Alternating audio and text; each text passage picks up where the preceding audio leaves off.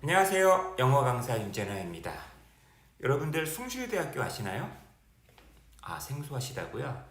제는 굉장히 낯익은 이름인데 제가 다른 어떤 영상에서 말씀드렸던 것 같은데 제가 어렸을 때 서울 동작구의 상도동이라는 곳에 살았습니다. 늘상 보이는 큰 건물 중에 하나가 숭실대, 그 다음 그 언덕 너머에 중앙대도 있었고, 그 다음에 조금 가깝게 뭐 총신대도 있었고, 저쪽 고개 넘어가면 두 번 넘어야 되나? 관악산 쪽에 서울대도 있었고, 그냥 가까운 곳 중에서 하나 골라서 이제 서울대에 저는 갔는데, 막상 이제 다른 사람들한테 숭실대 아냐 그러면 잘 모르더라고요.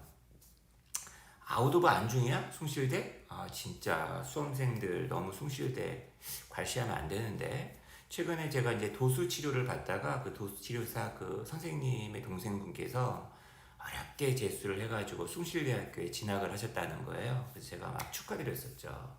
요즘 인서울 하기 너무 어렵고 이 숭실대라는 학교가 굉장히 수준이 높아졌다, 평가가 좋다, 뭐 이렇게 제가 축하를 드렸었는데, 오늘은 숭실대학교의 편입 영어 최근 시험이네요. 그죠? 독해 한 지문을 보려고 합니다. 근데 이제 제가 한번 그냥 심심해가지고 지문 전체를 한번 쑥 훑어봤는데, 이야, 이거 보세요. 5페이지에, 몇 페이지야? 잠깐만. 하나, 둘, 셋, 넷, 다섯, 여섯? 이야, 이렇게 빡빡하게 그냥 아주 그냥 단어면 단어. 야, 단어도 그냥 단어가 아니네, 그냥. 그죠? 논리완성이라 그래가지고. 야, 문장도 엄청나게 길고, 독해짐은 왜 이렇게 많은 거야? 그러니까 이 50문제를 90분 동안에 풀어야 되는 거예요. 야, 그 독해짐은 또 왜 이렇게 길어? 야, 이거 아예 그냥, 나 그냥 정말 문제 잘 내가지고 좋은 학생들 뽑을 거야 라는 게 아주 그냥 뿜뿜 막 느껴집니다. 아주 숭실대의 어떤 의지가 막 느껴지네요. 자, 27번부터 29번까지의 문제를 한번 제가 여러분하고 한번 읽어보려고 하는데, 대부분 이 지문을 처음 보신 분들이 많을 테니까 한번 제가 잠깐 멈춤해 놓으시고 한번 지문 한번 읽어보시기 바라겠어요.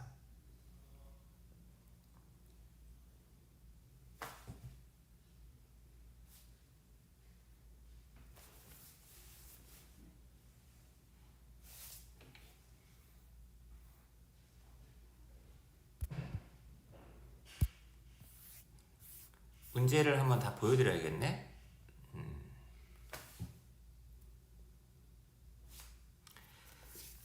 거꾸로 한번 가볼까요? 29번은 위 글을 읽고서 옳은 걸 고르는 거예요. 4개의 선택지 가운데에서 1번, 2번, 3번, 4번 읽어보시면 알겠지만 뭐 그렇게 어렵지 않아요. 그 다음에 28번은 다음에 나오는 것 중에서 포스트 휴먼 트렌드에 의해서 커즈되는 있을 수 있는 걱정이 아닌 것은, 그러니까 4개 중에서 3개는 있을 수 있는 걱정거리고 하나가 걱정거리가 아니란 얘기네. 이것도 어떻게 보면 약간 일치 불일치 문제 아닌가요? 그 다음 27번도 다음에 나오는 4개 중에서 나머지 것들과 관련이 없는 거, 그러니까 3개는 관련이 있고 하나가 관련이 없다는 거네. 전부 다 일치 불일치 문제네요. 그죠? 그러니까 제가 이제 이 지문을, 저는 이제 문제는 안 읽고 지문부터 저는 보거든요. 저는 이제 수험생이 아니니까 어떤 지문이 나오나 하고 싹 봤더니만, 그러니까 이 지문이 이제 문학, 미국 문화에 관련된 지문이라서 일단 눈길이 갔던 거고, 그리고 한번 쭉 읽어봤더니 여러 가지 이제 생각을, 굉장히 어렵다. 숭실대학교에서 인문대에서 이 정도 글을 좀 소화할 수 있는 분들을 갖다가 모시려고 하는 거구나. 근데 정작 딱 문제를 봤더니 글의 어떤 그 수준에 비해서 문제가 너무 쉬운 거예요.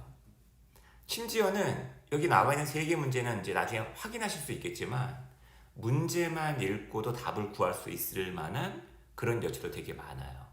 그러니까 좀 아쉬운 거죠.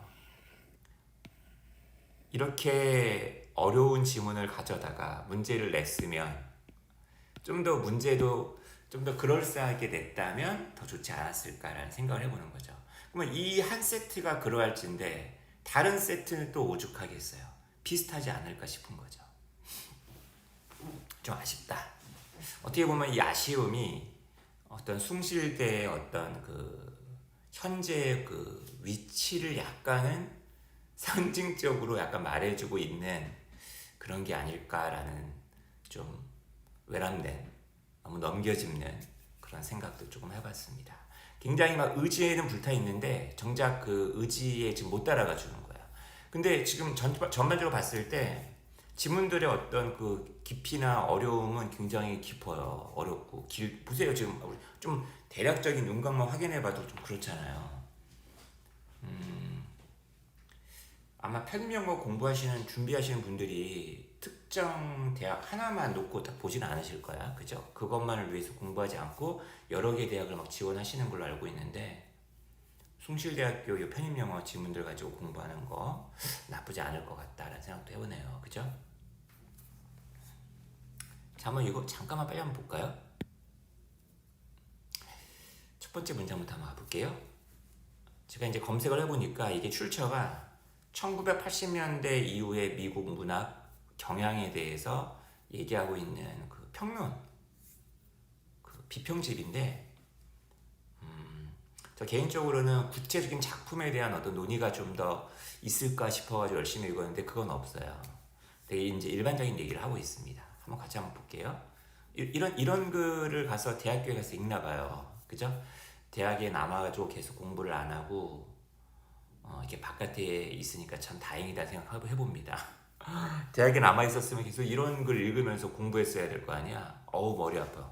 자, 현대 미국 문화에서 1980년대 중반 이후로 증가하는 어떤 그 관심이 있었대요. 그러니까 휴먼을 묘사하는데 그것의 한계에서, 그러니까 인간은 굉장히 한계가 있다. 제한된 존재다. 과거처럼 어떤 인간의 능력, 영능을 갖다가 막 무한하다. 인간은 만물의 영장이다. 이런 식으로 바라보는 게 아니라 되게 인간을 한계가 있는 존재로서 묘사를 했대요.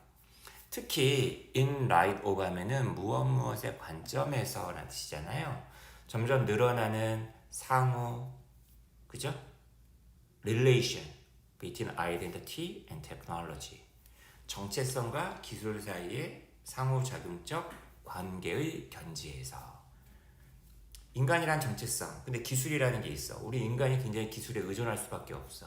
나의 정체성을 규정하는데 굉장히 어려워져. 컬트 현상을 일으킨, 그죠? 영화가 있어요. 여러분 혹시 리들리 스콧이란 감독의 블레이드 러너라는 영화 아시나요?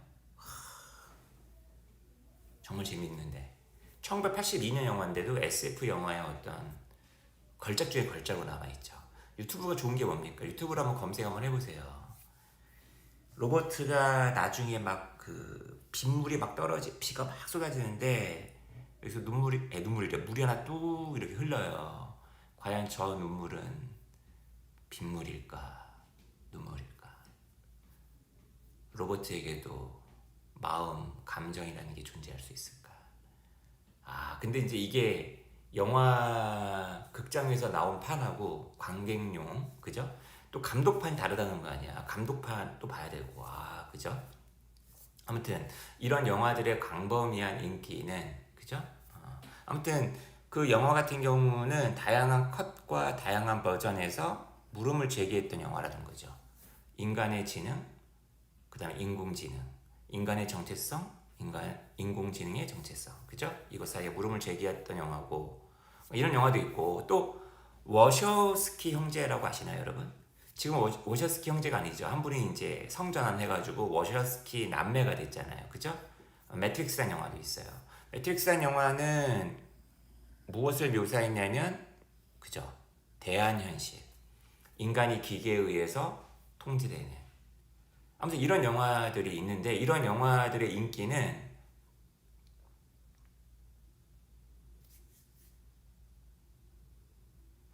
이게 지금 원문을 제가 찾아봐야 되는데 원문에도 이렇게 되어 있나 모르겠네. 어포스트로피 S 브라더 다음에 아니 지금 브라더라는 거는 한 명이잖아요. 근데 지금 제작자하고 감독이 두 사람이란 말이야. 그러면은 브라더스하고 어포스트로피가 S 다음에 붙어 있었어야 되는데 이거 원문 제가 찾아봐야 될 것 같아요. 그 다음에 지금 이 광범위한 인기가 지금 주어인데 파퓰러 단수잖아요. 어테스트에 S가 붙어야 되는 거 아닌가? 수일치가 좀 안 되어 있지 않나요? 아, 네, 이런 거 보면 안 되는데. 아무튼 이런 영화의 인기는 attest 무엇을 갖다가 증명해주고 있냐면 미국 사회에서의 어떤 문화적인 어떤 두려움, 걱정이 있으니까 이런 영화가 인기가 있는 게 아니겠네 이런 얘기예요. 인간의 본성에 대한, 그죠? 점점 우리가 뭐에 감에 따라 우리 인간이 우리가 발명해낸 기술과 점점 유사하게 되는 거야. 인간이 기계랑 닮아가는 거죠. 여기까지가 이제 미국 영화 얘기고요, 그죠? 그 다음에 이제 이 다음에는 음악 얘기도 하는데 음악도 되게 기계음을 되게 중시 여기는 어떤 그 아방가르드 음악 얘기가 잠깐 나오네요. 근데 사실 이 부사가 oppositely라는 부사가 적절하게라는 부사거든요. 이것도 지금 나열을 하고 있는 거기 때문에 그게 아니라면 뭐 additionally라든지 아니면 alternatively라는 부사가 오면 좋을 것 같은데 이게 과연 좋은 글인지 아닌지는 잘 모르겠어요. 그러니까 원문에는 분명히 저 부사가 쓰였을 것 같은데 이 글의 원작자, 이 글 쓴 사람이 과연 어떤 의미로 저 부사를 썼는지는 잘 이해가 안 됩니다. 아무튼 만약에 제가 글을 쓰는 사람 입장이라고 한다면 alternatively라는 부사를 썼을 것 같아요. 그게 아니라면 이제 음악 얘기로 넘어가야 되니까 아방가르드 전자 음악가들이 있어요. 이 사람들은 무엇과 관련이 되냐면 요런 것들과 관련이 있대요. 노이즈 뮤직, 그 다음에 글리치라는 거는 인스타그램에서 되게 유행하는 거잖아요. 이게 띠딕 그죠? 어떤 순간적인 그 화면이 진행이 안 되고 왔다 갔다, 그죠? 그러다 보니까 이게 오히려 더 효과가 있는 거죠. 음악도 마찬가지죠. 음악 진행되는 데가 띠딕 이런 거 있잖아요. 그다음에 뭐 서킷 밴딩, 뭐 테크노이드 뭐 이런 게 있나 봐요. 저도 잘 모르는데 이런 거와 연관된 아방가르드 전자 음악가들이 있는데 이 사람들은 탐구해 오고 있다. 아주 순수한 어떤 기존의 어떤 음악을 하는 게 아니라 how the interface between human operators and electric devices and circuitry can produce new hybrid sounds. 그죠? 이런 것들의 인터페이스가 새로운 되게 혼종 그런 소리를 갖다가 낼 수 있는 방식을 탐구해 왔다는 거죠. 그러니까 이런 사운드는 굳이 얘기한다면 인간적인 어떤 사운드라고 얘기할 수 없고 테크노 휴먼이라고 묘사될 수 있는 그런 사운드를 갖다가 막 지금 탐구하고 있다는 거예요. 근데 대충 이제 문화적으로 영화도 그렇고 음악도 그렇고 무슨 얘기인지 알겠죠? 근데 이제 이게 더 그 기반이 있다라는 거예요. 토대. 왜 이런 게 나올 수밖에 없는 토대. Scientific advances in genetics. 유전학에서의 과학적 발전은 아주 인텐시브한 퍼블릭 디스커션을 갖다가 나왔다는 거죠. 모든 것. 뭐에서 뭐에 이르는? 그죠? 과연 복제하는 게 과연 도덕적으로 괜찮은 거냐. 프로파일링 하는 게 과연 법적으로 근거가 있느냐. 그리고 대중의 상상력을 차지했대요. 수많은 내러티브들.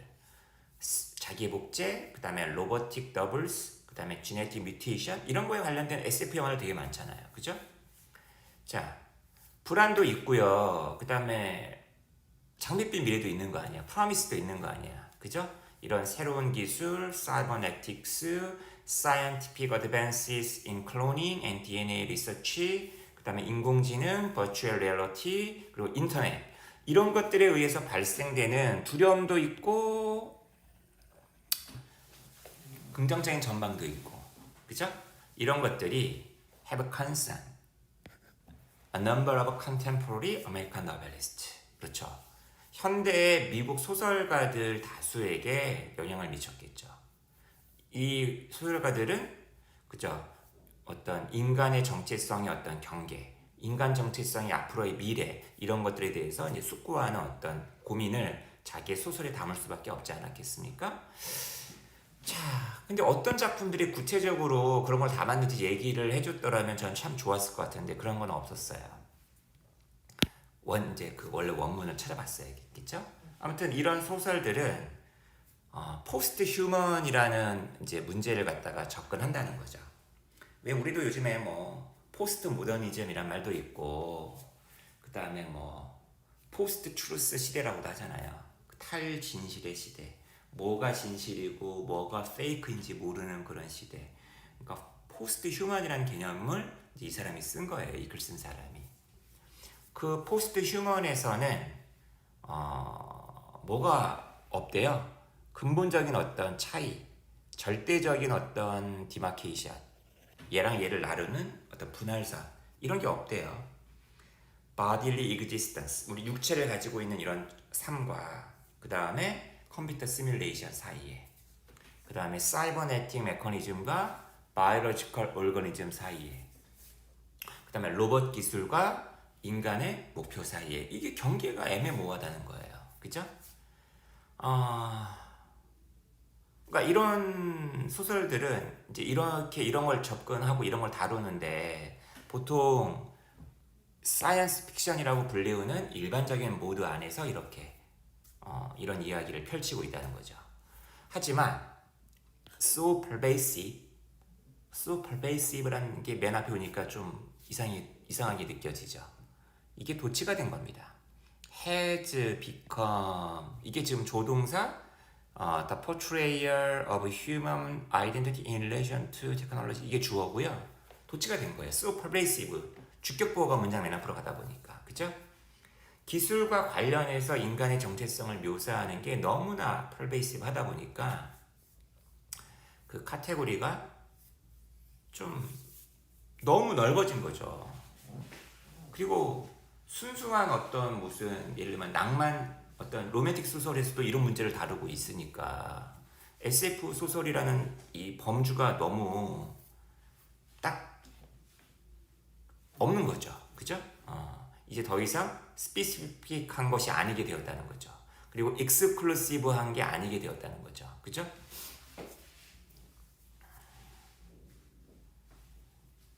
이러한 소설들에서는 The Post-Human Future가 이미 현실 속에 잠재되어 있던 게 Actualization, 실현되는 것으로서 묘사가 되고 있다.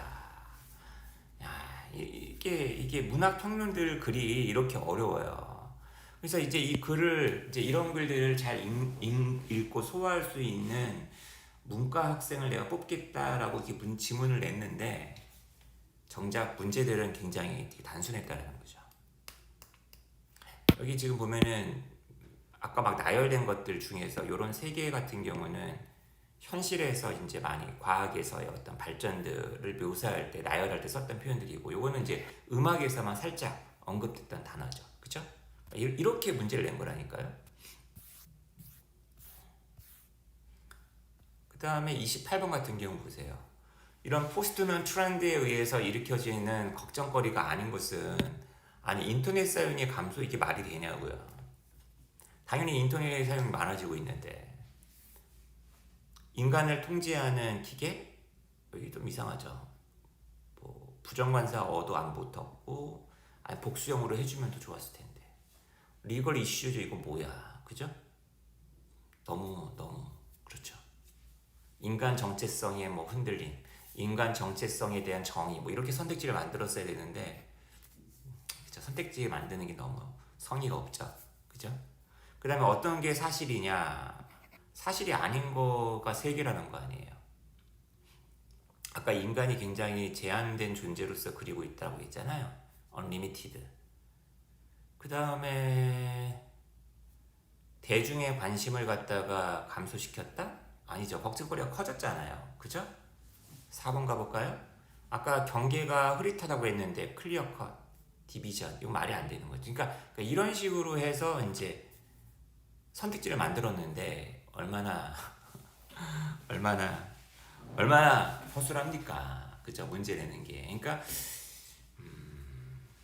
지문은 아무리 어렵다 하더라도 뭔가 이렇게 문제풀이 요령이 있으면 숭실대에서 좀 커버가 되지 않을까라는 생각도 해보고, 정작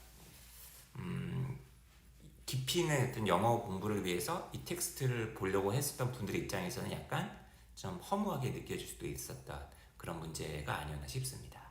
다른 문제들도 아마 이런 경향을 보이지 않을까 좀 조심스럽게 예상을 해보게 되네요.